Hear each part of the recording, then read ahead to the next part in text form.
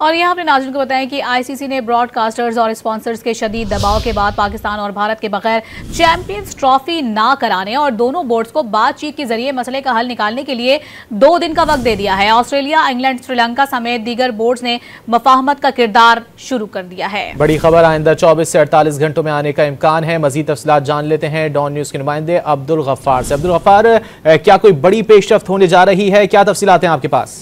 आज जब मीटिंग शुरू हुई तो एक तरह से नाकामी का सामना करना पड़ा आईसीसी को, चूंकि सिर्फ आईसीसी की तारीख की ये मुख्तसर तरीन मीटिंग थी, बोर्ड मीटिंग, जो सिर्फ 15 मिनट जारी रही, जिसे पाकिस्तान को जब हाइब्रिड मॉडल का कहा गया और जब भारत को जाने का कहा गया, पाकिस्तान दोनों ने इंकार किया और उसके बाद इस मीटिंग का कोई जवाब नहीं था। और फिर तमाम मेंबर बोर्ड ने ये मुश्तरका फैसला किया कि मेडिटेशन जो है वो इसमें मीडिएशन का रोल किया जाएगा। पाकिस्तान भारत दोनों से वहां पर फिर जो क्रिकेट बोर्ड से उन्होंने राब्ते शुरू किए हैं और आईसीसी ने हिदायत की है तमाम क्रिकेट बोर्ड को कि इस मसले को मिल बैठकर हल करके फिर किसी मीटिंग के लिए आया जाए, वरना मीटिंग का कोई फायदा नहीं है। तो हमें बताते हैं अंदर 24 से 48 घंटों के अंदर कोई फैसला आ सकता है और दोनों बोर्ड्स को अपनी हुकूमतों के पास दोबारा जाने और कोई फाइनल डिसीजन और यहां तक कि दोनों हुकूमतों के दरमियान कोई किसी किस्म का राब्ता करने के हवाले से भी जो है डिस्कशन की गई, जिसके बाद इंग्लैंड, ऑस्ट्रेलिया और जो श्रीलंका जो 2 क्रिकेट बोर्ड हैं उन्होंने भी अब क्रिकेट बोर्ड से बात की और अपनी हुकूमतों के साथ भी वो बात करेंगे। जी, बहुत शुक्रिया अब्दुल गफ्फार इन तफसीलात के लिए।